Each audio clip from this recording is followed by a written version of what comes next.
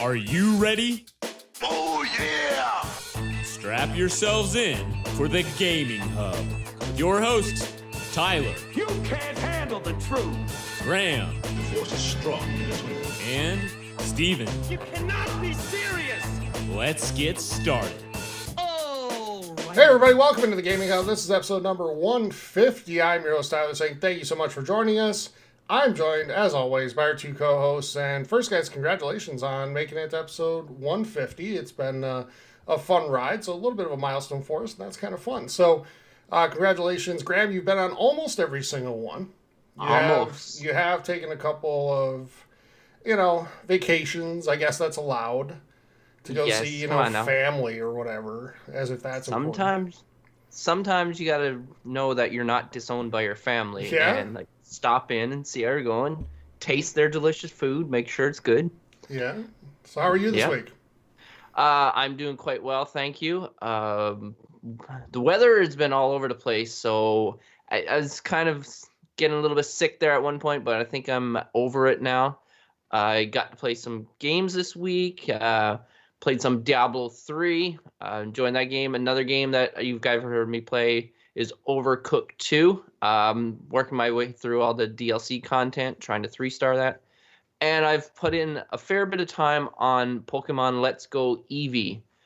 And I've got to the point now where I can incorporate the Pokemon Go and the app, and the game, where you can actually take Pokemon from Pokemon Go and transfer it into Let's Go.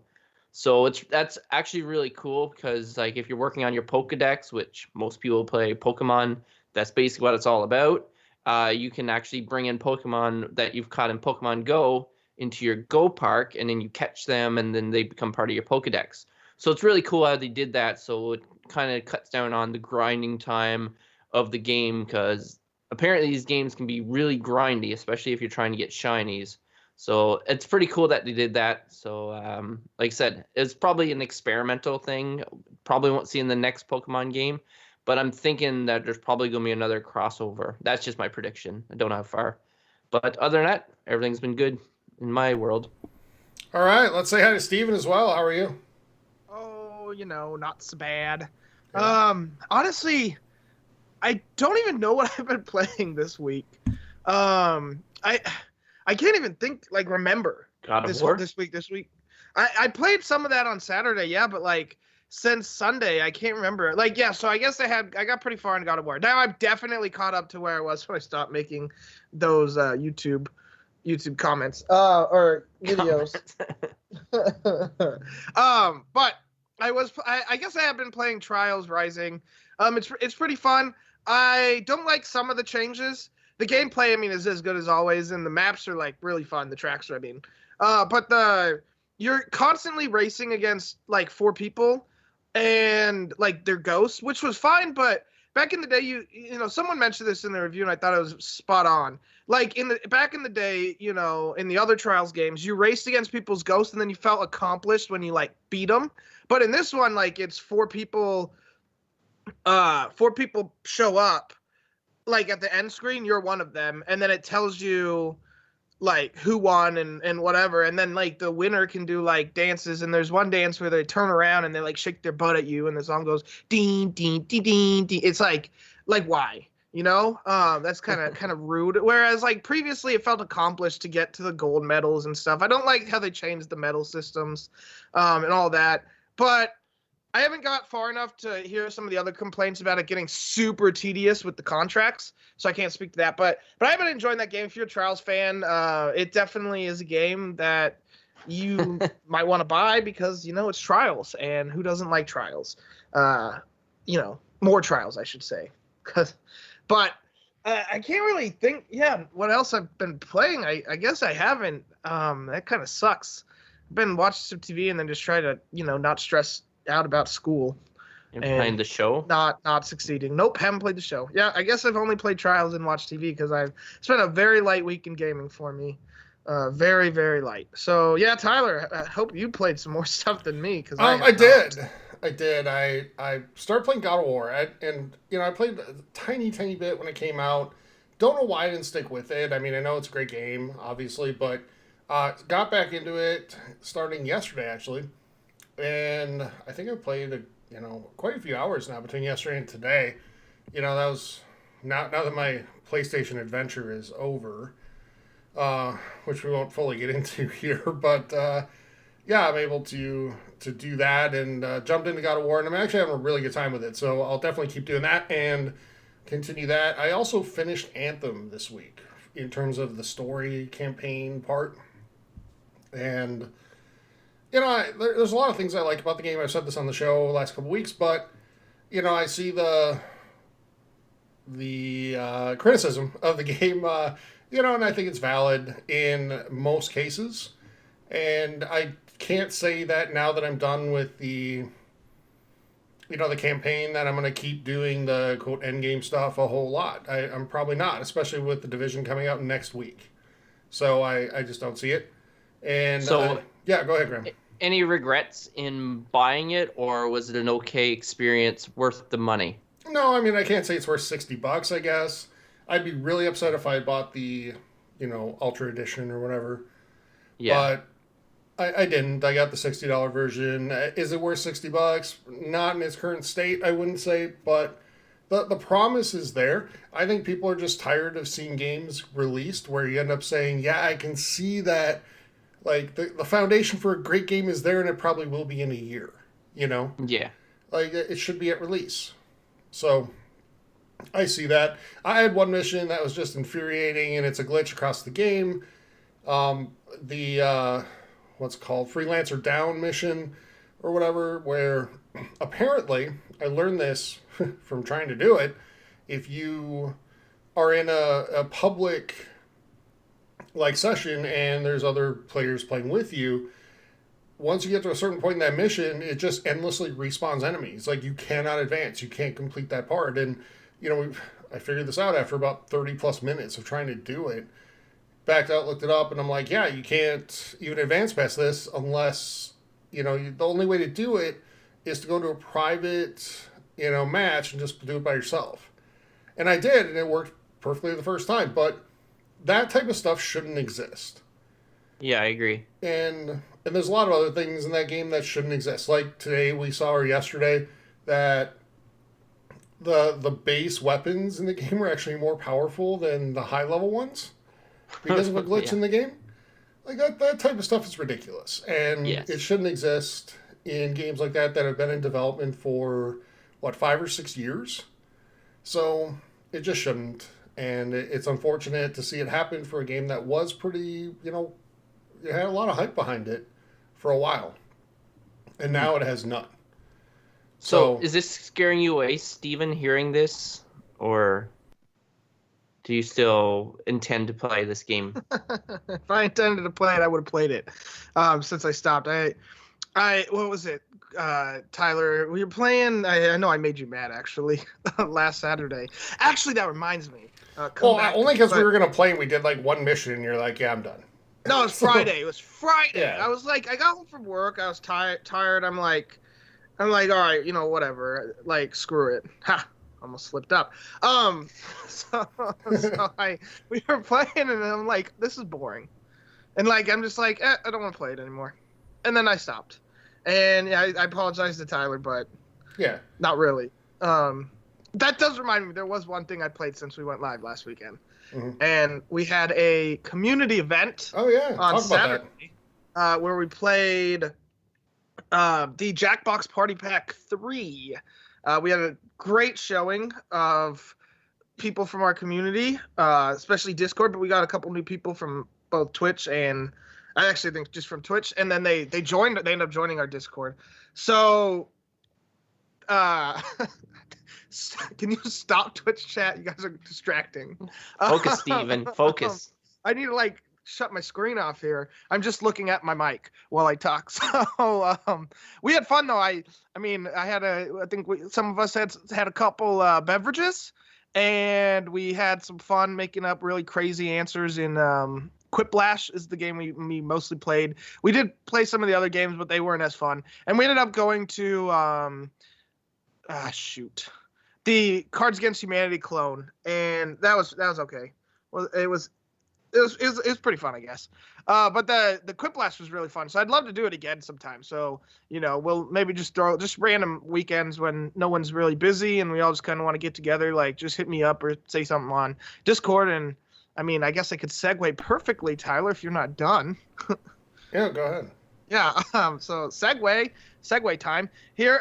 Yeah. So like, you join our Discord, and you can join the community play session and see if we can't get a couple games going every now and again, like more often as unofficial community plays. And the easiest way to do that is to head on over to Twitch at TXH Gaming Hub, and from there you can find links to Facebook and Discord, and like the aforementioned Discord and Facebook. If you want to just go straight there, is the Gaming Hub forums, and there's been a lot of good conversation going on Facebook. We really hit an uptick recently, so we're happy with that. And Discord's been great as always.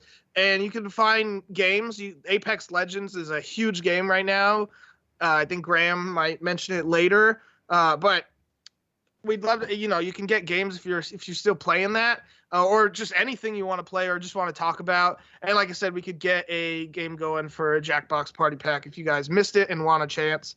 And you can't make the official community events, we can have some unofficial ones.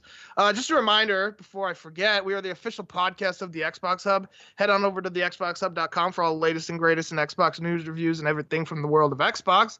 And finally, if you want to shoot us an email, you can at thegaminghubpodcast@gmail.com. You can go to YouTube at The Gaming Hub Podcast, and you can go to Twitter at TXH Gaming Hub. Yeah, thank you, Steven. And if you'd like to support the show, we'd love to have you do that. A couple different ways to do so. Steven mentioned Twitch, TXH Gaming Hub on Twitch. And if you're an Amazon Prime member, you get a free Twitch Prime sub to use every single month. If you choose to use that to help support us, we really appreciate it. It helps us do better giveaways and provide better content for you. Other way is on Patreon, patreon.com/gaminghub. And for as little as $2 a month, you get exclusive content and lots of fun other things going on there, like trivia that we've had a calling to bring back, so we're going to definitely bring that back. Also, for as little as $5 a month, you get entered into a monthly giveaway just for patrons for $60 in gift cards to the console of your choice. We just announced the winner, was it last week or the week before? No, a couple weeks ago now. We'll be doing one here in the next couple weeks, so if you want to get in for the month of March, make sure you get in at the $5 and up level. Again, patreon.com/gaminghub. And again, thank you for your support. It really helps. And I do want to thank, real quick, Graham, before I throw it to you, Ashley, who supported us at the $5 level. Thank you so much. Really appreciate it. And again, that type of support really helps us achieve the things we want to do, like going to gaming shows, providing kind of unique, exclusive content just for our community. So, Graham, take it away. Yes, and we can be reached on other platforms like Steven was talking about on YouTube. And also we are available on many podcast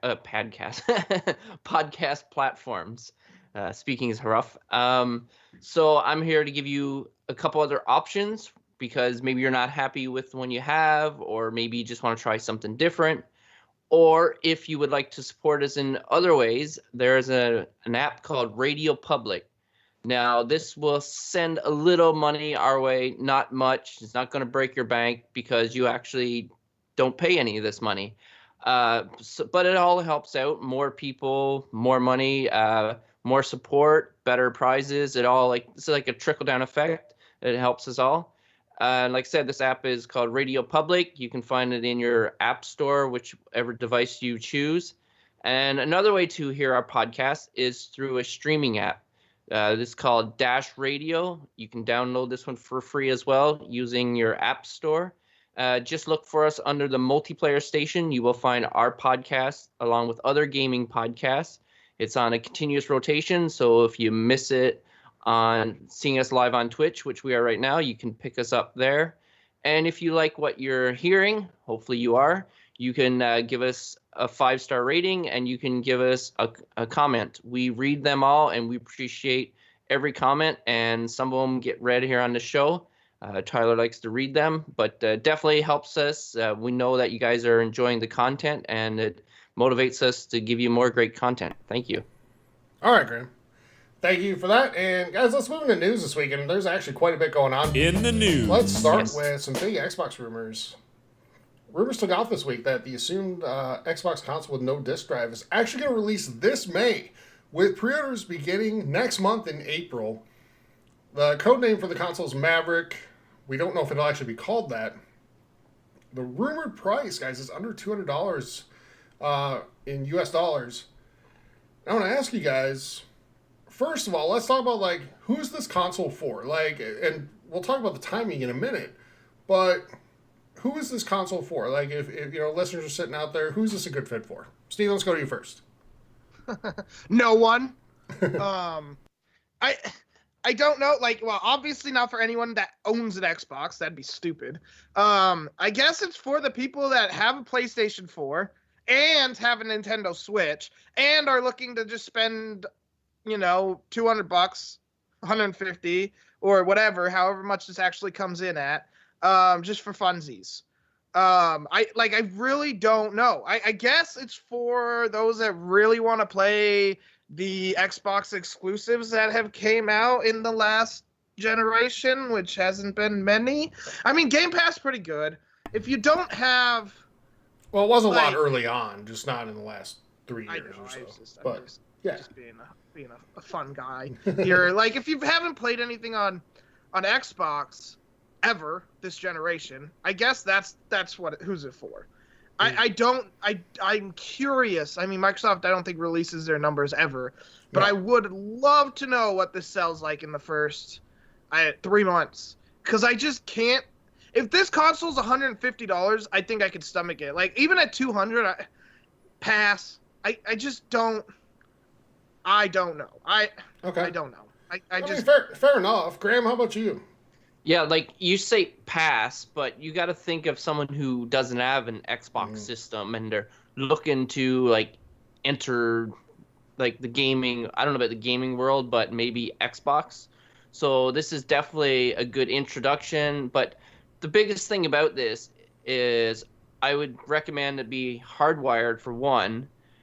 So for some people it doesn't work, like say if people are in like condos or something like that where they don't have Ethernet in a certain area, I can see that being an issue because you can't put it in a physical game.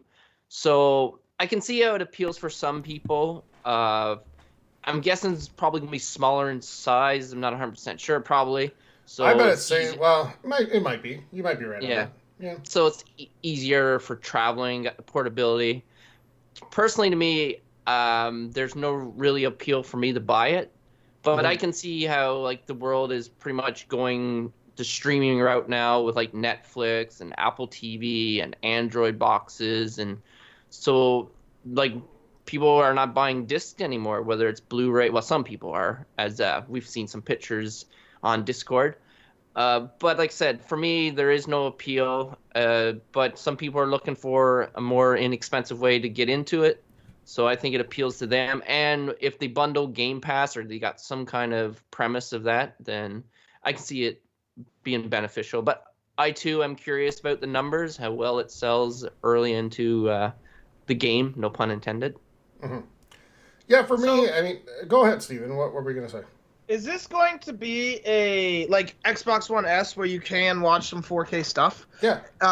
So supposedly it's a 1S just without a disc drive in it. Okay, so it's basically comparable then to like an Apple 4K TV, which yeah. are about $150 to $200. Mm-hmm. So I guess like if you're looking to get a streaming box for 4K that also can play games, and you don't already own an Xbox, and you already own a PlayStation or a Switch, then I could see this. I just like if I'm telling someone brand new to gaming, like you mentioned, Graham, I'm directing them to PlayStation or Switch, since PlayStation has the much better exclusives and can still play all the third-party stuff, and the Switch has amazing exclusives, which very little third-party stuff that works well. But you can't get the sports titles on the Switch, right? So you can get them on PlayStation, but you can't get like Breath of the Wild on the Switch, and there's a lot of other games that you can't get anywhere but the Switch. I just can't recommend an Xbox anymore for the next 2 years. I just don't. I don't know who's going to buy this. Like, okay, so why would you? I just when you know.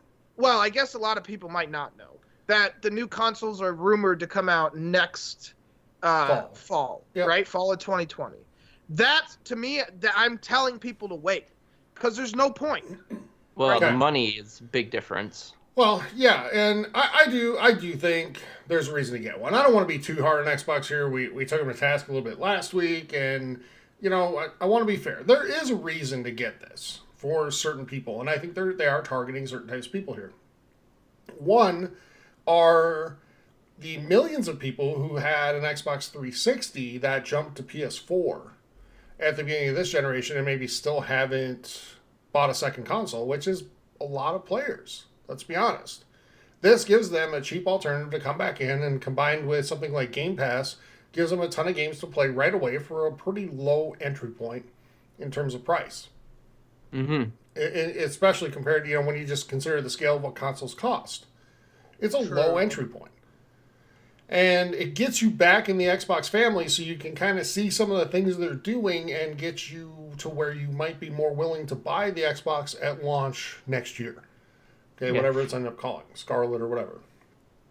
Okay, So a stupid name. They have really awesome project names. I but know. the names for the actual consoles are dumb. I know. Anyway, what I was gonna say too ahead, is you keep talking about Game Pass, but there's a lot of backwards compatible games. Like all those digital games will be available as well. I just don't think, Graham. I don't think a selling point to buy a console is here. Buy this console and you can play all this crap that's 10 years old, and it might be great, but you know what I mean? Yeah. That's just icing on. It's just the cherry on top, I guess. It's not. It's something great for people that already have it. But it's not a seller to get somebody to buy it. But GDC is also this month. And that's where it's rumored we're going to hear more about this partnership between Microsoft and Nintendo that seems to be evolving and building. And I think if it turns into what we think it's going to turn into with things like Game Pass being available, to stream on the Switch, then Switch owners might consider a low entry point Xbox One to get in on that and then be able to play them portably on the go with the Switch. Share them between, no, for sure. Yep. So there are people that this is for, and there are people that it makes a ton of sense for. It all depends on price point, though. Mm-hmm. I think... Yeah, Graham, go ahead. Yeah, no, you go ahead. You finish your... So I think $199, just my opinion... I think it's going to be $199. I want to ask you guys how much you think it's going to be. I think it's going to be $199 US. I think that's too much. I think it needs to be $149. What do you guys think? I agree 100%. I think it probably will be $199, but it definitely shouldn't. They should market this as $150 with 3 months free Game Pass, but you have to enter your credit card and then make your money that way. My opinion, but whatever. We'll see. That they're not known for making good decisions with the cost of their consoles, at least recently. So. Yeah, and with that being said, my guess it's gonna be the $200 mark, because, like I said, and they could throw in some incentives, like you get 6 months free of Game Pass, something like that, right, to justify the $200. That I would be really surprised, especially if it's gonna be 4K capable and stuff like that. Because now you're getting up to the price of 4K Apple TV, like Steven said earlier. So I would say $200, but I could be wrong. Yeah, I think it's going to be $200. Yeah. I think it should be $149. I do want to call out in Twitch chat, somebody brought up, they think backwards compatibility is a bigger selling point than we give it credit for. Maybe that's true, but here's what I'd kind of come back with. I agree, Blake. Okay, but no, here's my response. Sony doesn't do it, and they've sold over 90 million consoles. More than 2 times what Xbox has sold. Hey, a Purple Rainbow Unicorn doesn't exist, and that console sold really well, too. Yeah, they don't do it. Nintendo doesn't do it either. They're both on a much faster pace than the Xbox One is. The reason the Xbox Xbox people really care, I think it's a nice thing for people that already have the console. And it's great. I'm not knocking, I'm not knocking backwards compatibility on its own. I'm just saying that you're not going to see commercials this fall on TV in the holiday season saying, buy an Xbox One and play, whatever, Halo 2 original, or some other game that's like 15 years old. You're not going to see that on the commercial. You're going to see the new stuff because that's what people buy the new consoles for. Now, the backwards compatibility is a great thing once you're already in. It's a nice bonus and benefit on top of, whatever you bought it for in the first place. So yeah, the reason Xbox does well with backwards compatibility is because it has no exclusives to keep people playing, so they have to go back to play the good exclusives they had last gen or the gen before. Well, I mean, and let's be fair. There are good exclusives. There just haven't been in the last few years. Sunset's pretty good. Halo 5 was pretty good, especially multiplayer. Gears 4 was good. Stuff like that. I want to be fair. Forza, so that's 4. I mean, I want to be fair to them. And, other games like Ori and Cuphead and stuff like that have all been great. Okay, so we want to be fair. But to say that it stands up against the PS4 lineup, especially in the last 3 to 4 years, it would be false. All right. Finally, guys, let's say this timeline is true. And this console releases in May, a full month or, close to a month before E3. That means this is no longer going to be something that's on the stage there as a big part of their press briefing. What do you think that means for what we could actually see there this year? Because they're promising a huge, showing at E3 this year. What do you think it means? Because I personally thought this would be part of what we were going to see there. Yeah. I think this is setting up for a big maybe announcement for Game Pass, because this console and Game Pass kind of goes hand in hand. So I think if they're starting the groundwork of putting that out there, and then they can make the big announcement. I know what you're saying. It almost makes more sense to announce it, but the fact that if this rumor is true and it's coming out before it, well, we got to think, why would they do such a thing?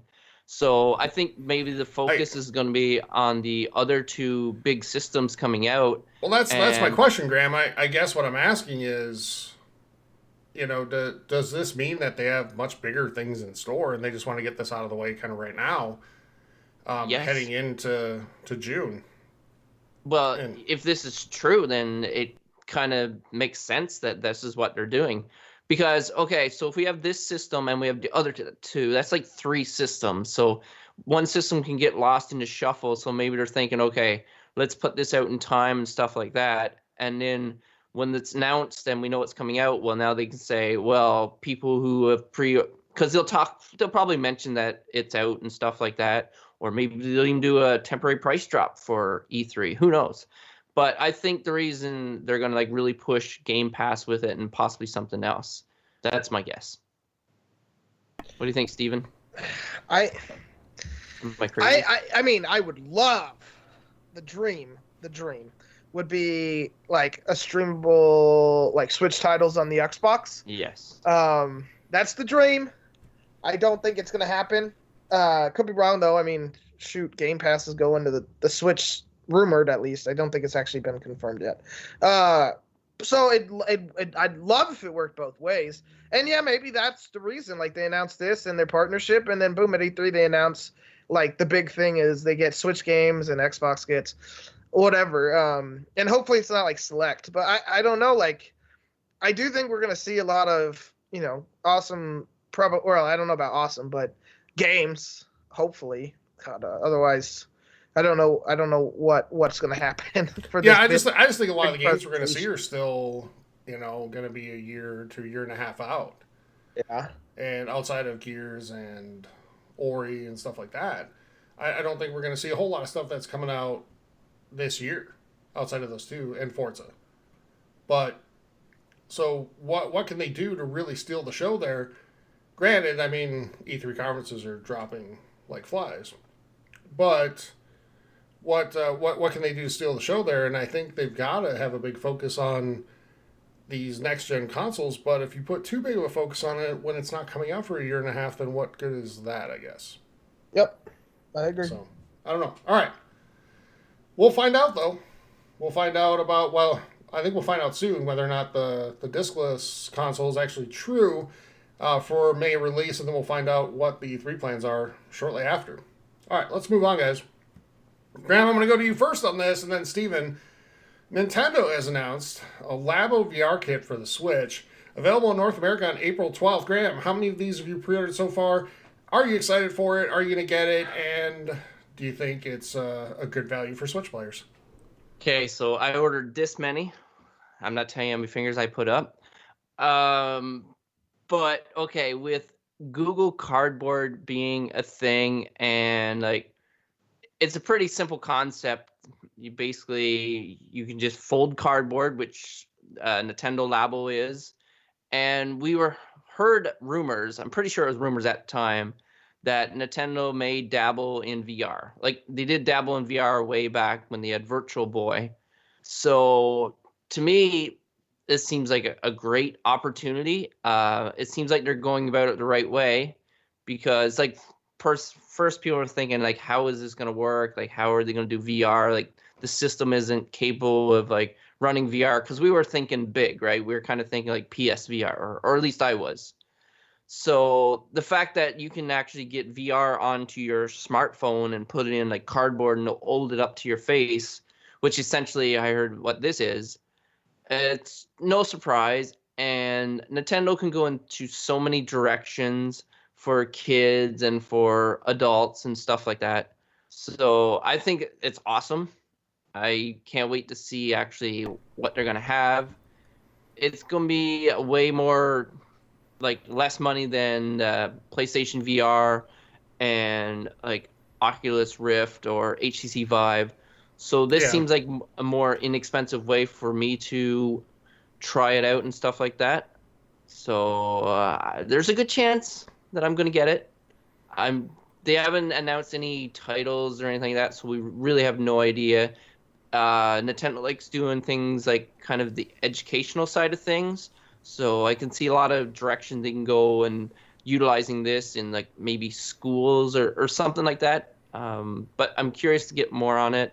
It's nice to see them getting into it. And yeah, April 12th, that's not long. It seems like before we know it, we'll be into E3 and seeing the real big announcements. But a lot of early announcements.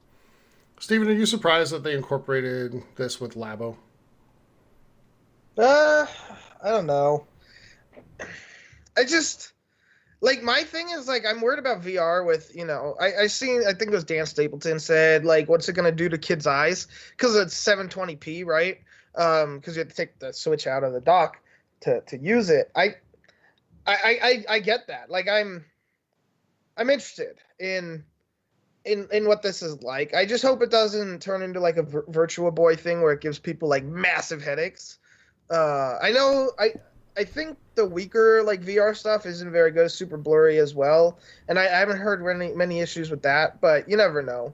I don't know what type of games they're going for here. I think Graham might be onto something where they're more educational, or at least like, I don't mean childish in a bad way, but like meant for kids, rather than being. I don't think this is meant for like me and you. I think this is meant for like if we had kids, meant for them.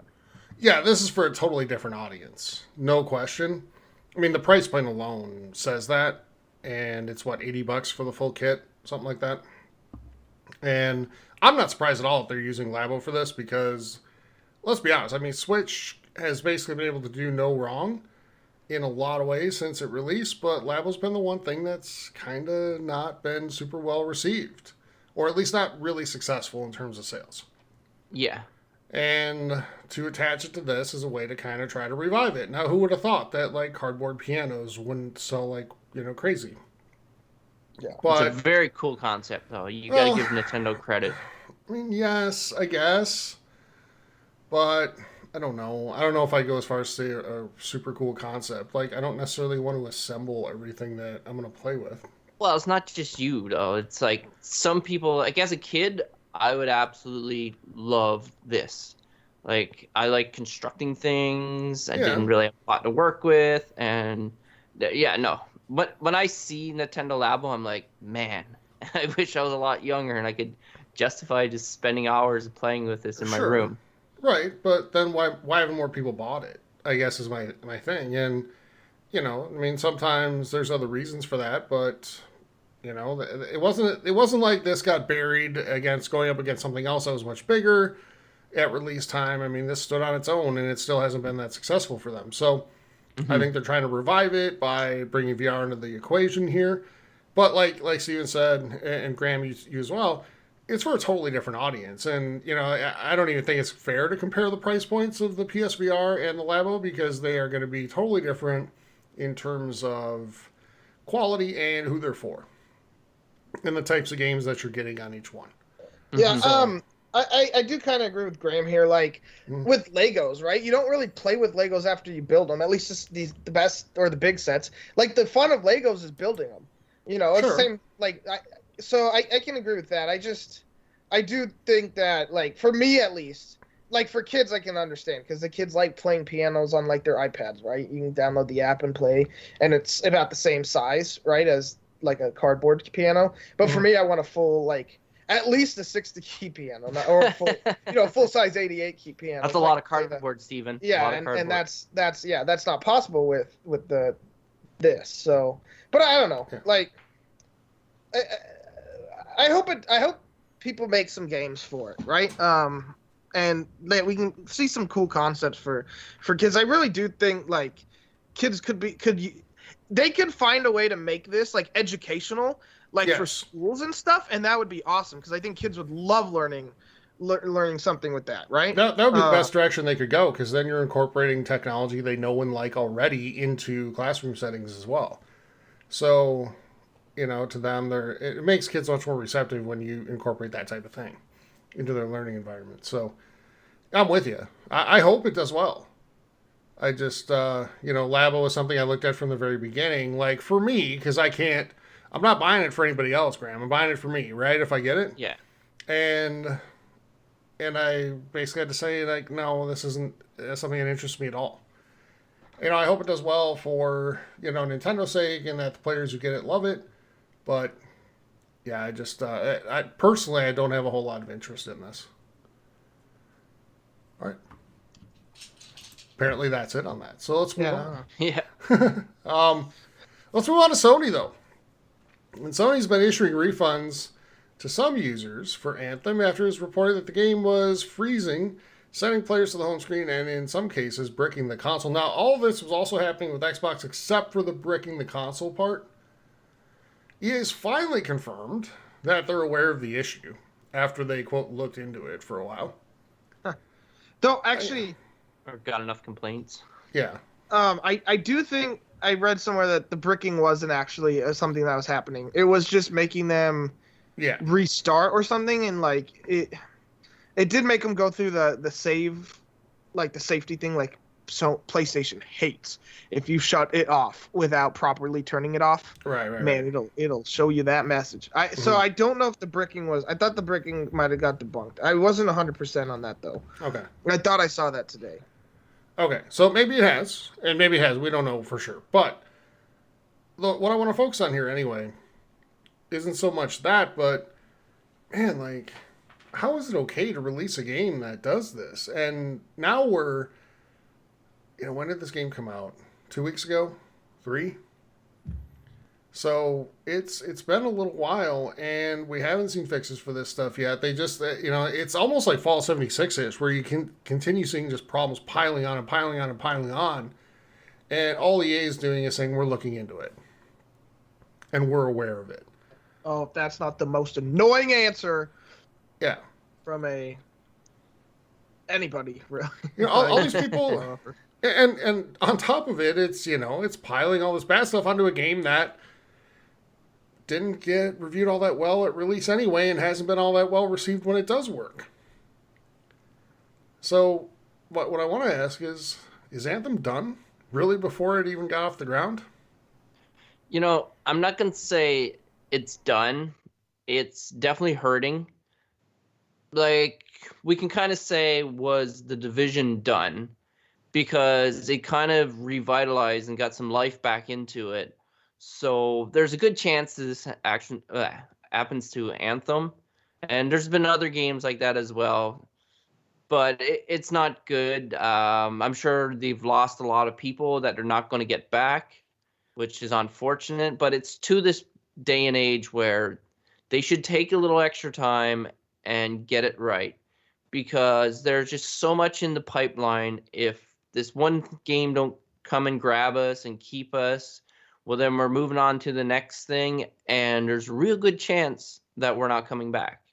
Now, we might come back, say, if a friend gets the game a little later after it's been patched, and they're like, oh, it's so good, you should come back and play it. You might get a few people that way, but most people you've lost, I don't think is coming back. And I would probably be one of them. So it's unfortunate, but that's just the way things is now. So Yeah. maybe she took a little extra time and got it right.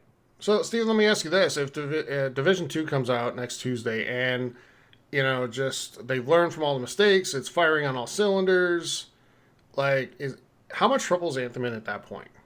A lot. They're taking Anthem out behind the shed and putting 2 right in the back of its skull. I guess that's kind of dark, but Anthem, I don't want to. I think there's people that are going to enjoy this game for a while. Every game has that cult following, right? And some games you can't even call it a cult following just because, like Apex, right? That game has 50 million people, I think, playing or have played it.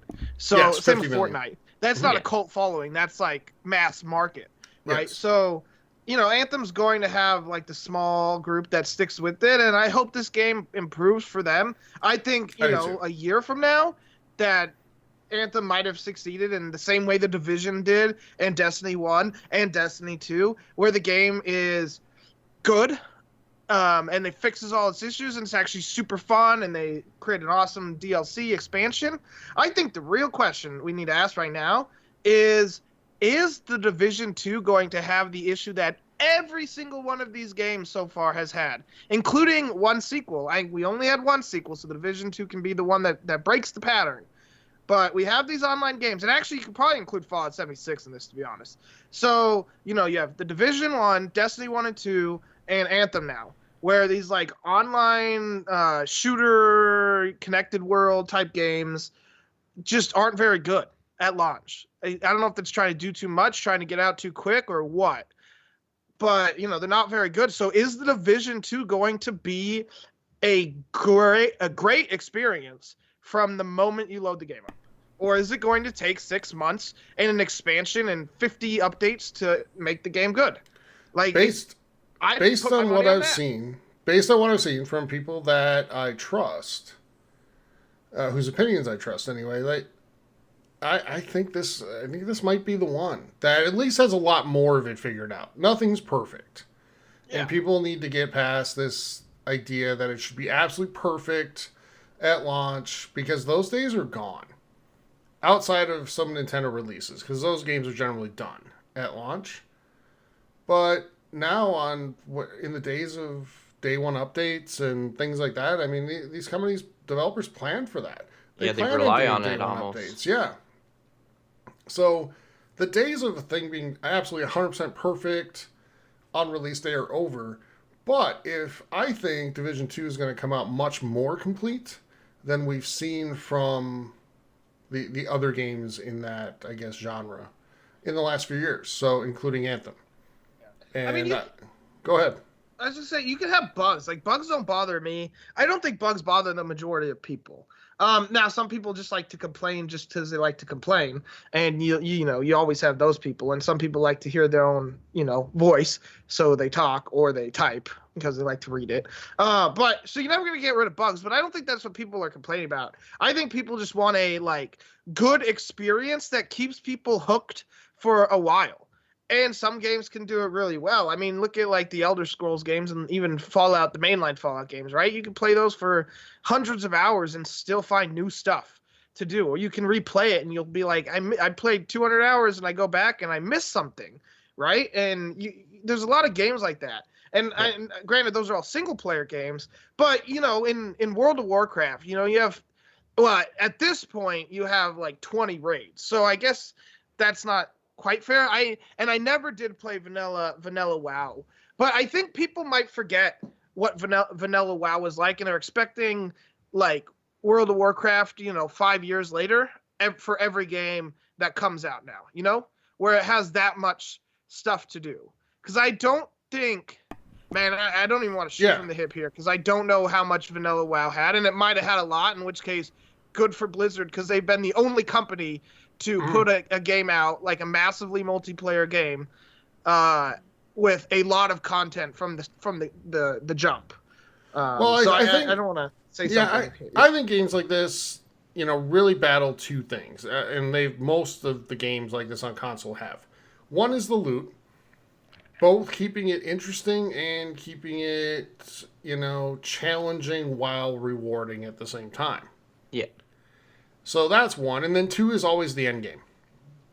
What do you do after you build your guy up to max level to keep players coming back? And that's where almost every game on console that is like this has suffered. And they don't really figure it out until, 6, 8, 12 months later. And I think there's going to be, especially with the end game part, there's probably going to be some of that learning with Division 2. I'd be really surprised if there's not, but I'm hoping that at least with the loot part, variety of missions, things like that, that they've got that down from the first time around, and that's much better this time. Yeah, I'll say, I think actually the Destiny 1 did it the best out of all of them. In regards to the end game, because at least the Vault of Glass was extremely fun. And it wasn't a fact of I wanted to put the game down, it's just that's what kind of happened, and I never really got back into it. Because my buddies stopped playing, and it's not so much fun playing by yourself in those games. And even the Destiny 2 had a pretty decent raid that was fun to play. I only played it 3 or 4 times. I wanted to play it more, but again, other games call, and the people I want to play with just stop, and so I get it. So it's just a matter if you make the one thing really well done, then people are going to continue playing it. It's when it's not so fun that people start to complain. And I can't speak to Anthem's endgame. Tyler, you might be able to, but not really. I haven't done the strongholds yet. Anthem in general hasn't even gotten me to the endgame, much less hasn't even gotten you halfway. Yeah, to see what's in the endgame. So I guess I'm waiting on Division 2. I hope it can buck the trend as it is, but I don't know. Yeah. Well, we're going to find out here in about 5 days. 4 days? Yeah, I guess, yeah. Is that close? Won't be long. Yep. All right, so let's move on, guys, and to a game that, I know Graham's super thrilled about and excited, but, early impressions of Days Gone for PS4 have actually been very good. So different media outlets have gotten early access to look at the game and see part of it at least. I doubt they've gotten to play all of it or anywhere near, but they've gotten a chance to get some impressions and then write about it. Days Gone doesn't come out till next month. But they've all kind of said, this is fun. It's very familiar. You're not going to see anything new here. Kotaku actually had an article. It's AAA video games, the game is basically what this is. It's got everything you know from AAA games. Open world, picking up different things everywhere. It makes me laugh. When I play God of War, every enemy seems to be holding money. Yeah. And stuff like that. Things like that just make me laugh. Side quests, all that type of stuff is going to be there in Days Gone. But what they're saying is, yeah, it's familiar, but it's all done pretty well. So, I don't know. Graham, I'm going to go to you first. We're going to get the negativity out of the way. I know you're not super thrilled about this game. No, I'm not. Did anything you read or looked at change your opinion at all? Not really, because they didn't say this game is amazing and things stand out to make it amazing. It basically just says it's really good just because it incorporates all the elements, but nothing's mind-blowing or stuff like that. So it pretty much just says it's got all the elements of a AAA game, but it's not saying the game is AAA. It just says it's got all the elements. Well, no, no, they're saying it's a AAA game. It's a AAA game. Come on, Graham. Yeah, now, you're being a little hard on this because you're holding this to the standard of mind-blowing for you to say it's good. Wow. There's one thing that this game could have that would make Graham say it's good, and that would be the Nintendo logo. That's not true. Mm-hmm. But, okay. Mm-hmm. What it is, it's a zombie horde game. And I've been chasing this for a lot of games, and they've just all come off as the same kind of thing. Now, I don't doubt that it's got some amazing things, but it doesn't seem to be enough to make me like, I gotta get this, I gotta play this, I can't wait. What I've saw from E3, like trailers, nothing really made me want to play it. It kind of made the opposite. So I don't know. It's good. I'm glad that people are going to enjoy it and all that stuff. But nothing is telling me that I need to play this game, and I don't even know what would make me want to play it. I hear the story seems to be really well, which is a big thing for me, but I don't think that's enough. Well, let's be honest. PlayStation exclusives generally do story very well. Yeah. And that's true almost across the board. Now, I'll say this, Graham. I think based on what I saw about this game this week, saw and read, I think the demos we saw at E3 maybe didn't do a whole lot of justice to this game. It made it look very zombie horde, like you said, and very shooter. And where I think this game has a lot more than that to it. Now, I could be wrong still, but I think it does. Steven, what are your thoughts? I think this is going to be a better version of State of Decay. That came up in Twitch chat, actually. And yeah, everything I read like 3 articles on it this week from a couple different sources, Kotaku, GameSpot, and there was another one. It just makes it seem like it's going to be kind of Far Cry-ish with zombies, but mixed with like I said, it's kind of taking something from every AAA game, putting it into a AAA game, and it might not, do anything crazy new, but I think it's going to be pretty fun. Like I'm not going to say it wasn't on my radar, because it was. I was like, if it gets good reviews, I'll check it out. But now it's more like if the game is playable, really smooth and stuff, and it gets decent reviews, I'll think about picking it up. And I know someone's calling me out saying it's different genre, but I don't know. All the preview articles I read made it seem like it was a lot of survival. It's not entirely the simulation, I guess, of State of Decay, but there is a lot of stuff like getting gas for your motorcycle, making sure you fix it up, kind of Mad Max-ish. Yeah, there we go. Oh, that's tough. That's a game that I got a lot of comparison to, by the way. Yeah, and that's why I mentioned it. And I don't want to call Graham out here, but I'm going to call Graham out here. And I honestly think, Graham, that you kind of you made an opinion about this the first time you saw it, and there's nothing now that'll change your mind. And I don't think that's fair. And I think you miss a lot of games because you do that. That's possible. But I didn't really like the whole zombie horde thing. That kind of deterred me from it. And like, I can kind of see the comparison to State of Decay to this game. Not fully, but there is a lot of things that stick out. And it's not appealing to me. I don't even know, because there's so many other games I'd be like, well, I'd rather play this game, or I'd rather play this game, or I didn't play this game, so I should play this game over this. Yeah. So there's nothing really justifying me buying this game day one, spending full price on it. So we'll see, but. And you're not obligated, Graham, to buy a game, but it's but I see Steven's point. But the first time you saw this, you were kind of like, oh, I'm not interested. It's just another zombie game, and there are games that you're hyped for from the very beginning, where you would never say when you see a trailer, well, it wasn't mind blowing. You know what I mean? So there's truth to that, but I get it. We all do that with different things, and I have my genres that I do it with too, because I just am. It's like pre-programmed in me that I'm probably not going to enjoy this, so I tend to see things that I'm not going to enjoy. But I think the more fair comparison for Days Gone is Mad Max, and I think Far Cry is probably pretty fair. I mean, we'll see as we come up to the game, and we'll see what the reviews look like across the board, but it's starting to look like a very different game than what I thought it was originally, and it's starting to look like it might be pretty fun. So no guarantee for me, anyway, that I'll get it on day one, but we'll see.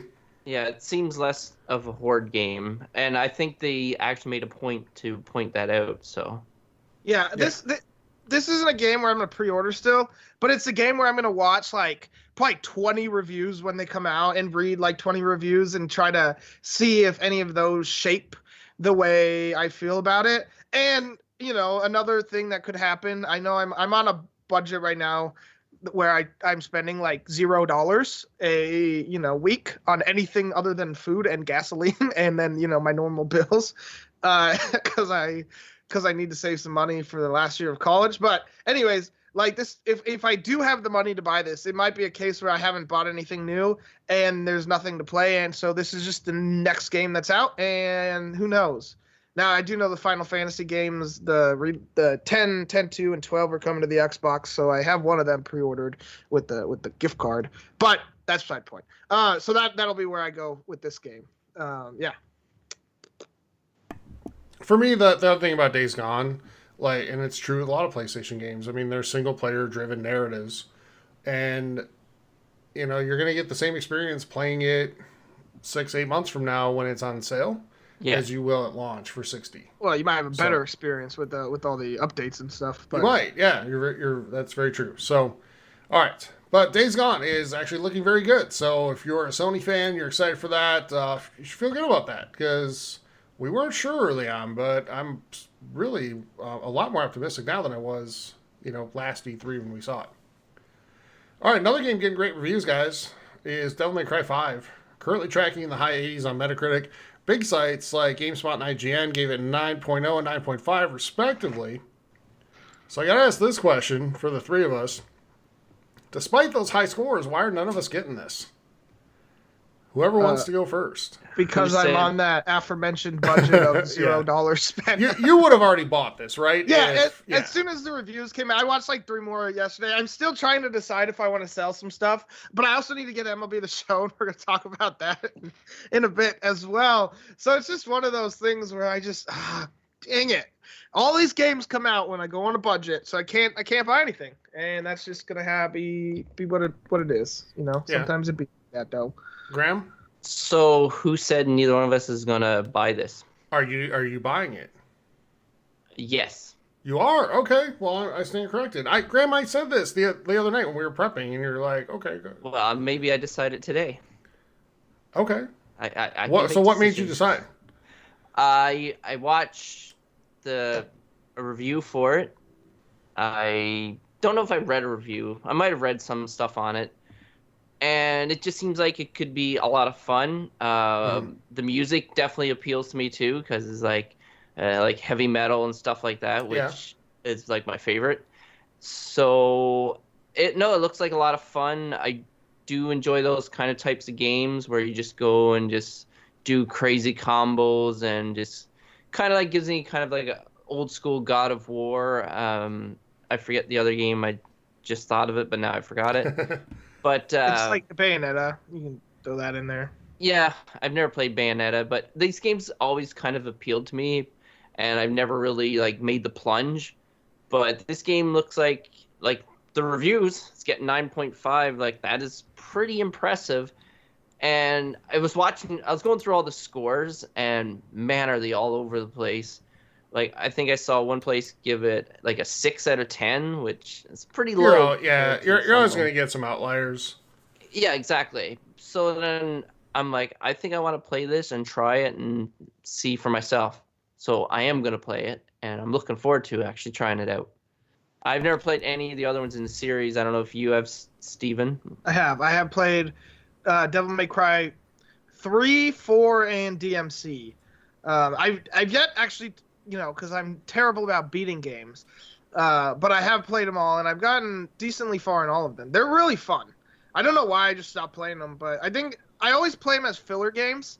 And so whenever the game I actually want to play comes out, I end up, putting down the filler game for that, and I just never go back to it.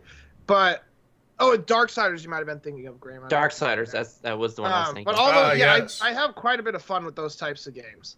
The just combo mashing, single player demon hunting, Bayonetta was really fun. So yeah, if I had the money, I would definitely have pre-ordered it already. As soon as I saw the reviews, I would have probably done it on Tuesday, but I don't. So it is what it is, and yeah, I guess I'll just maybe watch someone else play it on Twitch or YouTube or something, and maybe Graham. I don't know. Maybe. Yeah. I'll tell you all about it, Steven. You can tell me all about it. So, Yeah, for me, the only reason I'm not getting it is just because there's so much other stuff right now. Like, I just got Anthem. I would say it's 85% chance that I'm done with that at this point. But I've also got Division 2 coming next week, and MLB The Show, like the week after or 2 weeks 2 after? weeks. Yeah, 3 so, weeks from now, yeah. yeah. So I've got a lot of games coming, and I have other stuff to play. Like, I'm playing through God of War right now, things like that. I've got plenty of stuff to play. This is a game that I can wait on right now. I understand it's great, and for everybody that's excited for it, that is awesome. Good for you, and I hope you have a blast with it. All right. But I did mention MLB The Show, so we're going to talk about that right now for a second. And I know, again, we're getting into sports games, and not everybody loves that. Sports. What? We don't care that much about sports here. MLB The Show is getting 2 new modes this year, and one of them I'm actually really excited about, Steven, and one of them I am not. Or at least I'm Less not excited. unhappy. There you I'm go. less excited. Yeah. There we go. So let's talk about the one that's lower on the scale first. It's called Moments, which is basically like big-time moments from baseball history that you recreate. And you and I talked about this the other day. I'm going to throw it to you. Like, the problem is you can never truly recreate, like, the emotion and the feel of those moments in a video game. Go ahead. Yeah, so a lot of sports games have tried this in the past. The first one I can remember, I'm not saying it's the first one to ever do that, so you don't need to put words in my mouth here, but MLB, I think it was 2K5. There was like, I don't know if it was just one edition of it, but I think it was the World Series edition. I think that sounds right, maybe. It was on the original Xbox. And, you had famous moments from World Series and playoff games and regular season games. And I remember like the Angels 5-run comeback in Game 6 of the 2002 World Series against the Giants, like being one of the moments. And I mean, it just sticks with me because I'm an Angels fan, and that was our one and only World Series, so I'll always remember that. And you play it though, and it never matches, right?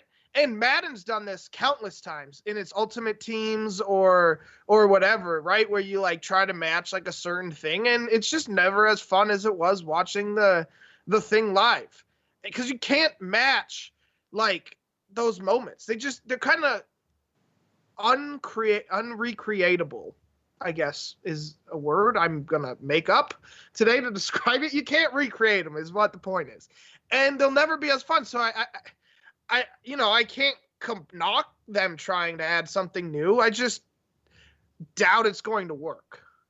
So yeah, I mean, I'm with you, and for me, the other mode that I'm much more excited about, because Steven, playing a franchise or playing like a full season with a team, it's quite an endeavor in MLB. yes, Especially if you're like me and you want to play, if you're going to do it, like play the whole game and all that stuff and all that type of thing, it's a lot, man. 162 games plus hopefully playoffs and all that stuff. So they're announcing a new mode called March to October, where it drops you in only in like super key moments. So you might skip over a few games, get dropped in. Say it's like 6th inning, you're down 3-1, and it's like, feel the comeback here, and lead your team to the comeback win. If you do that, it makes your team like hot. It adds momentum to them, so that in the games you're not playing in, they're going to win more of those. Now, if you fail at the challenge, it's going to make your team more cold. So in the games you're not playing, they're going to lose more of those. So there are, significant consequences to succeeding or not in these scenarios, and it shortens the time commitment to playing through a full season and playoffs considerably. So your thoughts on this? And by the way, for anybody who hasn't, who's noticed, like I haven't thrown it to Graham. Graham's not a baseball guy. Definitely not getting this game. So that is a safe bet. I bought the show one time because I know it's always arguably the best sports game out there. Mm-hmm. Maybe over bracing, maybe not. Not going to get in that debate. I did try it. Racing's not a sports game, Graham. Then I realized it's not for me. Yeah. No, that's because you don't understand baseball, but that's okay. No, I mean, Steven, be nice. I don't mean in a dickish I understand. way. Like, I just mean that, the bare bones of it. It's the same way, like, if you try to play FIFA and you don't understand soccer, you're not going to have, like, a super fun time. Well, it's called football, Stephen. Oh, yeah. Football. But I think with baseball more than almost any other sport, if you don't grow up with it, it's hard to have the passion for it. Okay, all right, yeah. Okay. So I guess that's a nice way to put Yeah, I grew pretend up with it. You grew up with it. So, anyway, Steven, like, what are your thoughts on March to October? Oh, I'm excited. I'm too. That honestly, like I was like, it's kind of like, I want to get MLB The Show, but is it really gonna be anything different? And then I saw this, and I'm like, yes, because I've been playing Road to the Show like the last 5 years, and it's nice, fun. quick games, isn't it? Yeah, and you can put up like stupid stats. Yeah, and I play on beginner just to try to hit like 600 home runs in a season. Not really, but like 200 home runs and 1,000 RBI, some crazy numbers like that. Until I end up getting like when I always force myself to play for the Angels. Like you can always choose the team. I always do that because I never get drafted by them because the odds aren't great and it depends on your position, all that stuff. So, anyways, I choose to play for the Angels, and then sometimes I get traded. Like I got traded to the Tigers one year, and I'm like, nope, I'm done. I was a monster on the Angels, and they traded me to the Tigers, and I'm like, oh, I was so bad. Because, yeah. So, I want to play a franchise, right? And then, you have to play 162 games, and it doesn't seem like your wins actually matter. So, I love this mode, and now I am definitely going to figure out a way to put MLB The Show in my budget for this year. Yeah. I'll tell you, though, I think Road to the Show has got some massive improvements this year that are kind of under the radar. And we're just touching on those, but they've put out MLB, like the team there, Sony San Diego, right, does this. And they're super good every year about the build up to this, putting out a ton of videos on Twitch and YouTube, kind of detailing what they're working on, and each video is about a specific mode or thing. And we're just touching on these two new things here, but they put out videos for lots of things, including Road to the Show, that are tweaks and improvements.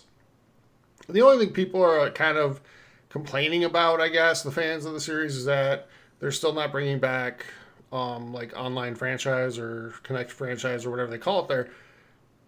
Man, I think that's tough when you're talking 162 games, and I guess you can shorten it to like 40, but that's still a big ask for people to get together to play an online league with that big of commitment. So I just don't see the point in them doing that, and I would bet the number of people who actually played that, but the percentage of people who own the game that played that mode and finished it was really low. Yeah, it always sounds better than it actually is. Yep. By the way, everybody, we're tonight when we're done with the show, we're gonna forward our Madden League for the community into the draft period. We'll figure out how we're gonna do that, and then we'll be starting preseason shortly after. But it's not too late to join. Head on over to Facebook and or Discord. There's a form on each of those to join the league, and we'll get you in and set up for our second season of our franchise league in Madden. All right. Guys, let's wrap up news with this. We learned today EA announced they're not doing an E3 press conference this year. What they're going to do instead is a bunch of live streaming on June 8th and 9th, and they're having a kickoff event on Friday, June 7th to sort of kick off their EA Play thing that's going on through Sunday the 9th. Are we disappointed? At first I was disappointed, and then I was kind of like, man, they really don't do these all that well anyway. Are you guys disappointed that EA is not doing a conference? No. Why? Because they don't do it well anyways. Like, they rarely show anything like that I care about. And we see new Battlefield stuff, and it's like I didn't already know that was coming. And last year, I'll say that some of the cool moments out of E3 as a whole did come from EA. It was I forget the name of the game, but it basically was the girl in the flood world. Yes, with the and it spoke to like depression or something like that, right? And yes.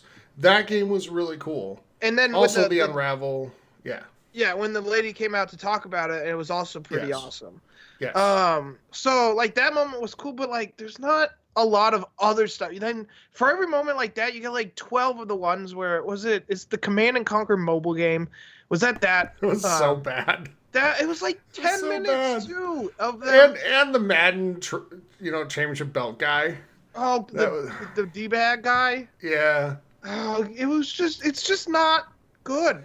And I don't want to speak bad about the guy because like he wasn't hurt, but he was in Jacksonville when the shooting happened, and I don't want to speak badly about him. I'm not speaking when he- bad, but something come like on, that, he came but- across as a d-bag. Like, But you it was gotta pretty admit- cringe. Yeah, it was pretty cringy at E3. So So you get one good moment for all the 20,000 terrible ones. I'd be way more sad if Ubisoft decided not to do it rather than they're gonna do one. and Absolutely, they're are. probably gonna do one. I mean, Yeah. you get some cringy moments there too, but like at least the games. Have But been they're all like fun problems. cringy moments. Yeah, like Like when the guy like, falling through the podium and Yes. whatnot. Yeah. to sell trials. I actually thought the music thing to kick it off was pretty cool. I think I was the only one out of the two of us, or three of us. Well, three of us. Yeah. I meant Adam. Graham's still here, everybody. I Hi, meant Graham. you Yeah. too. Like, sorry, I'm just listening. I was the only one between us three. Yeah, whatever. So yeah, I don't really. It doesn't bother me. So, Graham, your thoughts on EA skipping at least the conference portion of E3? Well, I'm kind of surprised. I'm not hurt that they're not going to do a briefing. Maybe they don't have a lot to show. I don't know their whole reasoning, or they're They've like, got stuff to show. They got a new Star Wars game coming this year. They can talk Apex Legends, seasons or whatever they're going to do. They've got, their super cringy sports segment that they can do. They can bring out Pele or whatever they're going to bring out this year. yeah. They've got stuff to do. Maybe they think the gameplay will speak better than they will, which most likely Yeah. will. I think that's what's going on. Yeah. So yeah, no, it's good to see, and it gives people more time to be hands-on with games and stuff like that, which is never a bad thing. That's mainly what we want to see, instead of them just talking about what's coming out. Why not just show us? So maybe that's the approach they're going with. So I think they realize that most of the coverage about their conference at the end of the day is on how bad it is in terms of presentation, and not about the games themselves. And when I say coverage, I don't mean your big outlets like your IGNs, GameSpots, Kotaku's, etc. I mean like YouTube and stuff like that. Yeah. That's very focused. I mean, guys, we spent time last year ripping into them for how awful and cringy their conference is most of the time. But here's my disappointment. You're going to do live streams. That's great. It gives you a chance to get like a better connection and get deeper into games with the people that are interested and want to watch. But instead of being a 90-minute time commitment for people to tune into you and see everything you've got going on here in the next year and beyond, now it's an hours and hours and hours and hours commitment of watching live streams all day for like 2 days to see this stuff. Yeah. That's a big ask. And I just don't think that... I think you're going to see a lot of people just getting it secondhand from news outlets. I think I might be one of those people. Yeah. Well, unless we're there. True. So, yeah. True. Forgot about that. Which Yeah. we'll hopefully have an update on here next episode. Yes. Hope. Fingers crossed. Yeah. Fingers crossed. So, any other thoughts on EA skipping? I mean, the only other one that to me is up in the air is Bethesda. I think they'll do one. We know Microsoft is. We know Nintendo's probably going to do their little like treehouse thing again or whatever that they do. And Ubisoft will do one. They always do. Maybe I still Nintendo think- will be in person, or maybe they'll. No, maybe- it's not, Graham. That's or funny. just listen, or maybe they'll just be there for a part of the Microsoft's and Xbox where they announce a partnership or something like How that. giant would it be to see a Nintendo executive on stage at the Microsoft conference? We might see it. That's a big deal. Everyone says I'm the optimistic one and stuff like that, but I would like to see that, and there's a good chance we may see it. And that image would It's not a good amplify that image would bring up the question and amplify it of who's missing in this picture. Yeah. So but I think that's a super long shot, Graham. Because Nintendo doesn't want to appear secondary to Microsoft, like being part of the Microsoft family. They need to be seen as an equal and a partner, Well- so I think that's a tricky thing to figure out. If you Yeah. do a joint Microsoft and Xbox. That won't happen. Conference. No, that won't happen. I doubt it. I do think Square. I mean, I don't know if Square's going to have a conference. I hope so, because that was just wonderful last year. It was very good, very Yeah. good. I will say that I still think Bethesda's locked into doing one. I thought it's a I 3-year think they will. contract, and I thought Yeah, last I year was think year it's a given one. that they're going to do it. So I think they have to do one, but I could. Okay. Yeah, I hope you're right, because otherwise there's not much going on Yeah, it sucks. that week. So, all right. That does it for news, everybody. And let's go ahead and move into releases. Now in stores. We'll start with Xbox, where you can get the Division 2 on the 12th, Lego Marvel Collection also on the 12th, and Blood Waves on the 15th. Games with Gold, Adventure Time, Pirates of the Enchiridion through the 31st, and last chance this next week to get Super Bomberman R and Star Wars Republic Commando via backwards compatibility. Both of those are through the 15th of March. Steven, what can we get on PlayStation? All right, you can get MX vs. ATV All Out Anniversary Edition on the 12th, ESO Rastone also on the 12th, and One Piece World Seeker on the 15th. And not all these games are, like, not the games Tyler mentioned are only Xbox, and the games I mentioned were only PlayStation. So, you know, The Division is coming to the Xbox, and One Piece is coming to PlayStation, or Xbox.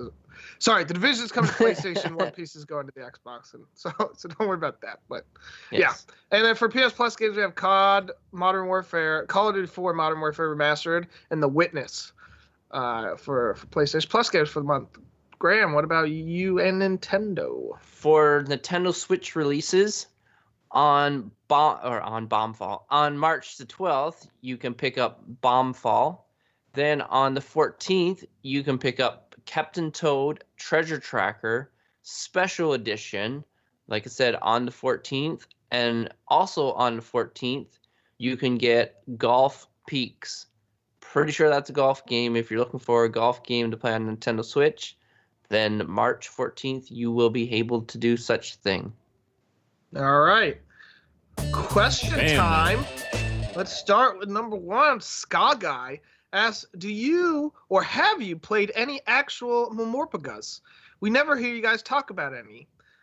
For those that don't know, that's MMORPG or massive multiplayer online role-playing games.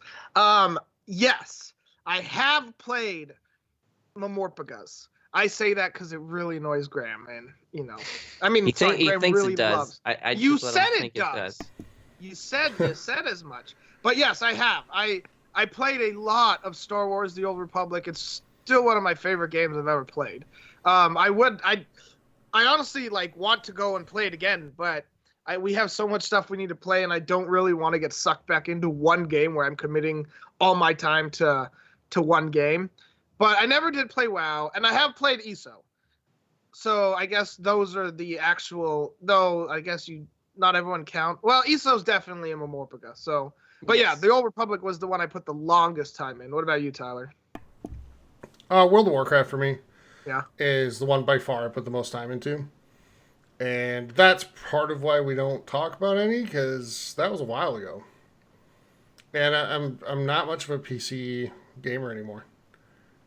I still think we need to get and just set one day aside a week to play the Old Republic, Tyler, because I think you Yeah, would I do absolutely think I would like it. love that game.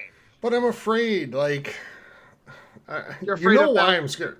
You're afraid of that one day turning into 2, turning into 6, turning into 7, Yes. turning into, we don't play anything else. Yeah, then the show would Yes. suffer. If we got back Yes. to the Old Republic, the show could potentially suffer. But Yeah, that's my concern. yeah, I get So, it. All right. Yeah. For me, I played a little bit of Elder Scrolls Online, not a lot. Not thinking of any other one that I've played. So I'm gonna say no, I've not really played. Like I said, played a little bit Elder Scrolls Online, not very far into it. Maybe just like the intro part of it, and then that was it. So, yep, that's my answer. No. all right, good enough. Right. What's up next? Phoenix asks, what is your opinion on online gaming and how cool it is just to talk to and play with people all over the world and make connections that you would never make without these platforms? So do you want my 2006 answer, or do you want my today answer? Well, it is today, so give us your today answer. Let me Right, hear today- your today answer, and then let me hear your 2006 answer. Okay. My today answer is I am not getting into like public chat with any of these D-bags. And I generally just party up, and yeah, I play online, but I'm talking to people that I know pretty much exclusively. My 2006 answer is, dude, it's so awesome to get in and meet all these people that you never would have talked to, and like everybody's chatting and having a good time, having a lot of fun, and that all changed. I don't know exactly when. Like there was a time, and maybe it's just reminiscing and romanticizing the past, but I feel like there was a time where there wasn't so much of like 12-year-olds on Xbox Live, like No, commenting about your mother left and right, No. and stuff like that. Or am I wrong? I can tell you, as one of those kids that was Yeah, I believe. playing Well, that, in 2000 that's not hard to believe at all. and 8. I was what, 13, 14 years old? Mhm. Yeah. I'd be lying if I said I didn't go into, I guess, for lack of a better word, troll people. I did get my share of like comments back, so it was always fun. I never was like, blah blah blah your mother, but my favorite was singing like Britney Spears to. That's to hard to people. imagine as well. Just to see, but no, we had good times. I remember Well, you playing. did. I did, but I met a lot of people I liked playing Yeah. with, and without you never would have met me without taking a chance. Now, some of it Sure. is coming through. Like I think we played Destiny 2, right? We partied up using the Xbox party function and We we did. never That really wasn't ran bad. into a lot No, of that wasn't too bad. deep bags. So I'd say But would that you? still run into people that it's just rare now, but it's still cool that you can Tyler is. is And in another state and Graham's in another country, and I can Yep. talk to them, and that's awesome. And then interact with you guys, and we play over the weekend, right? Or a lot of us played on Saturday, and all from all over the country and the world. So yeah, I think that's awesome. would you agree though that the way we communicate on, well, let's just say Xbox for a second, right? Because that's what I've had forever. But in 2009, I believe it was, when the new Xbox experience rolled out and Party Chat was introduced for the first time, where it wasn't just like put on your mic and talk to whoever's there in the game, but you could actually party up with friends and have a party chat. That to me changed a lot, because now people just party up rather than going into those public chat sessions It did. nearly as much. Oh, for Yeah. sure, because I remember like it happened right at the switch from like Left 4 Dead 1 to Left 4 Dead 2, if I remember correctly, or maybe it was right before that. Because in Left 4 Dead 1, like, we'd have our 4 people and we'd message using like the message function or voice messages. Oh God, voice messages. Like no one uses voice messages. Oh, I anymore. remember those. That was a thing that was constant. It was always fun getting voice messages in Call of Duty from random people, and you're like, "What am I gonna get today?" Anyway, so like we'd go in and we'd talk smack to the other 4 people. Like we'd try to find a lobby that had 4 people, and then we'd have fun games, and then we'd be like, "Good game, good game." Like it was just a smack talking to make the game a little more competitive, and then we'd all, be friendly, or we'd play another one. It was like, "You suck," and then, play us again, noobs. And so that was fun. But then Party Chat rolled around, and you didn't get the chance to talk to people, and that kind of Yeah. sucked. Like it did take something away, but I would not want to go back to a world without Party Chat. I feel too like Party Chat took a lot of the grown-ups out of the public conversations. Yes. And yeah, and that kind of hurt the experience. Graham, what are your thoughts?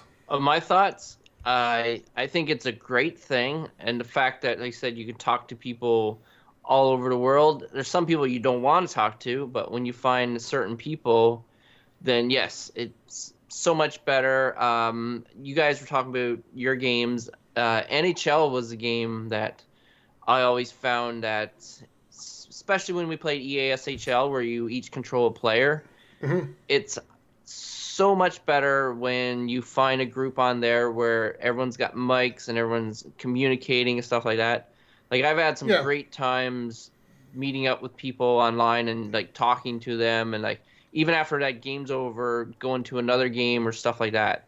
And Sure. then there's some people who think that they're trying out for American Idol and they're just singing their lungs off, which I never quite understood. Is like, okay, we're not here to listen to you sing. Yeah, you are. You joined a party with me. You're here to listen to me. Yeah. It wasn't directed at you, Steven, but you're a good example. But no, it's pretty amazing how you can talk to other people and stuff like that. And I'm sure a lot of friendships have been formed over it and Yeah, oh, stuff for sure. like that. That's how me and Tyler became friends through Yeah. online gaming and talking online. And then Steven came later into the picture. But yeah, Yeah. no, it's great. My opinion is as long as you're, what? Sorry, you want to Nothing. get something to say, Steven? Nope. Okay. But No, it's great, and like I said, it's come a long ways. And biggest thing about, like Tyler was saying about Xbox Party Chat, because that's one where you could get in and you could just do other stuff. And I knew like PlayStation, you both had to be playing like the same game or in the same lobby. So Xbox did push the envelope. I don't know if that's what I'm looking for, but they're the ones who started it, and then other platforms followed because they're like, this is a great idea. Xbox has often led the way in things like that, like the UI experience and all that type of thing. So, Steven, what's up next? All right, Ruby V asks, what would your next passion be if gaming wasn't it? So I'll go quick. I like sports a lot, and in particular, baseball and hockey. So those, but when it comes to like knowing the numbers and players and stuff like that, like it's baseball 100%. Hockey not so much. I just like the sport, but that would probably be it for me. Graham? Mine would be music, playing instruments. Like I have a guitar, but it has definitely taken a big hit now because I play games and get lost in games for hours at a time. But I still play it now, just not as passionate I was towards it. But you can have two passions, so. But that's my my second one for sure. Ooh, I don't know, Steven, like singing. reading, probably watching movies. It's tough. Like, I don't know. Yeah, probably reading or watching movies. Like I do that anyways a lot. So it just, if I, lost gaming, those would probably just see a bump in stuff. And yeah, I guess that'd be it. Yeah, I also like writing, so that too. Oh, hell no. Unless it's writing proofs in math, then I'll do that. That's fun. Oh, it sounds it. Oh, it All right. is.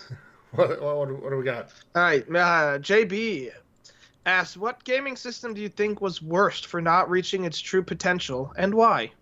That's an easy one. For me, it's the Wii U. Yes. Like coming off the heels of the Wii, which is one of the most successful consoles ever, I just think I don't know if there's a console that did more with less than the Wii, and they did it with what was originally seen as like a gimmick, right, with the motion controls. Yeah. And it turned into this phenomenon where it was in every dorm room and every like family had one, and it was all that type of thing, and even like moms loved playing it, stuff like that. And to follow that up with something as disappointing as Wii U is just kind of embarrassing for them, honestly. Graham? Yeah, no, I second that notion. I was kind of excited for it, and I just saw how bad it was. Like, I guess you kind of say they were, like, the technology was not there, and they were trying to make it there. So then the Nintendo Switch came along. It's like, oh, is this what you were trying to do? And perfected it. So, yeah, there's so much evidence. Like, the Wii U was labeled as a flop, unfortunately. That's my answer. You're both incorrect. Okay. It's the Xbox One. Really? Yep. Okay. The games, like the Wii U had some Wow. great games on it. It did. It just didn't sell well, but it had a lot of great games. And it had some remasters, sure. Like, so I guess I don't know if you want to count Wind Waker, but I guess it was a remaster. I think. Yeah, it's on Technically. GameCube. Well, I know, but I mean, it looked. Never mind. So yeah, I think the Wii U had better games than the Xbox does, at least first party wise. So yeah, I'm gonna go with the Xbox One. Like, does it do a lot in a lot of ways? Yes, but as far as strictly gaming, it did nothing. I can agree with that. I just think we're going to look back in 5 years, 10 years, and see that this generation, Xbox is the one who ushered in things that are going to be the norm then, like subscription services through the actual console, not through the developer. And, things like streaming of games and things like that, we're going to see that they did it first and they did it now. And I think we'll look back more fondly on the one as time goes. But game-wise, in terms of games, you're absolutely right. Cool. How many more we got? Let's do one more. Or if we have, do we have the two quick, food ones that we can do quickly? Well, we have one really quick one that I just saw on Twitch, and it's a good one, so I'm going to throw it in let's do that. Let's do that. So Tony asked, who came up with the podcast name? This name, I don't know, is that me, guys? No, it wasn't. Who was it? Oh, you know who it was. Graham knows who it was too. No, you dopes, you dinguses. Are you saying you? It was me. Okay. I don't remember because I don't remember either. But apparently, to be fair, that week was sort of a whirlwind in podcast world for us. A lot of stuff happened that we keep behind the scenes, and for a good reason in many cases. I might not have been sober when I came up with the name. No, I don't know if any of us was. Well, Graham probably was. I remember that night vividly for how not sober I was. You know why I remember that night vividly? Because I planned on going to bed about 3.5 hours before I did. That's true. I remember that. And then things occurred, and all of a sudden we're up till forever. Yeah, but the best part about it though is that without that, I don't know if we'd be where we're at right now. I think. I mean, not just the name, but that incident and what took place after. Yeah. Now that I said the word incident, everybody's going to want to know. Yeah. But not to take away from Steven, though, but we are affiliated with the Xbox Hub, so it kind of got its name from that as well. Yeah, I mean, there was definite reason for the choosing of the name, but... Yes. Yeah. But I'd like to... I just like to take credit for things, so... Yeah. Sure, I mean, I have credit for that. No. But we thank you, Steven, either way. Yes, I'm amazing. Yeah. Well, all right. Do we want to do the food Let's questions? not go too crazy with it. Yeah, let's do them really fast if we can get through them quick. All right, so Jay Buzz asked, which one would you get rid of, pork, chicken, or beef? Pork. That one's so hard. Chicken. I eat chicken almost every day. I give Steven, go ahead. You get rid of chicken, okay. I give rid of chicken, too, because bacon is the bomb. And I can never get rid of beef. And ham, Yep. So good. Not a ham guy, that's the thing. Chicken's healthier, though, so maybe I should go with that. Anyway, so talking about chicken, Ruby also asked, which do you prefer over the others, grilled or breaded chicken? Grilled. Grilled. I agree. Not and I took this as grilled or fried breaded. I don't know if I've ever had any other breaded chicken that wasn't fried, to be honest with you. I can't think of it. But yeah, grilled for sure. Well, the thing is, I can do grilled really well at home, but fried I can't. And there are places if you go into for example, Walmart Deli and get fried chicken, that is horrifically bad and just awful.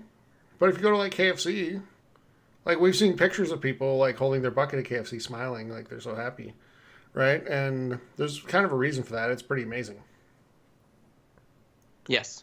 Yeah. So, KFC. but if I just don't have fried chicken that often. When I do, hopefully it's from a place like that and it's really good. But I would choose grilled. There we go. All right. Grilled across the board. There we go. So now that we've gotten our chicken preferences out of the way, that is all the time we have for questions this week, everybody. Thank you so much to everybody who sent them in. And whether it's read or not on the show, you are entered into our monthly giveaway at the end of the month that we do in the last episode of the month for a gift card to the console of your choice. And that does it for episode 150, guys. Congratulations again on getting to 150. That's kind of a big deal. So here's to another 150. Everyone. Yeah, thank you guys out there listening and subscribing. And, you've helped. You're the reason the show's had the success it has and that we are where we are. So thank you so much for that. And I appreciate it so much more than you know. All right.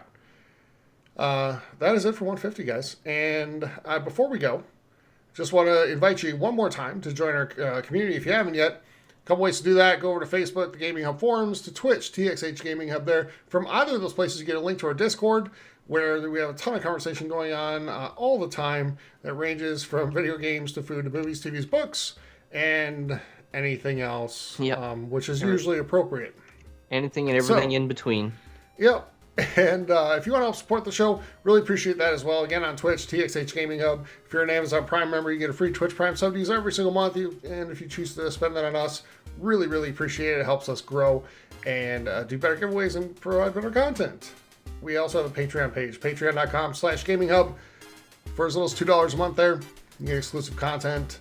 And I think we'll be doing a mailbag episode soon, and we do have planned a Patreon exclusive episode that we're going to record probably this weekend. So we'll get that out to you. For as little as $5 a month, you get all that, plus you enter into a monthly giveaway for $60 in gift cards to the console of your choice. That's just for patrons at the $5 and up level. So get in on that. We'll be doing the March giveaway soon. All right, guys. For Graham and Steven, I'm Tyler saying thank you so much for joining us for episode number 150. We'll be back next week with 151. Until then, have a great week, everybody. Stay safe, play some great games. We will talk to you soon. Take care, everyone. Be safe.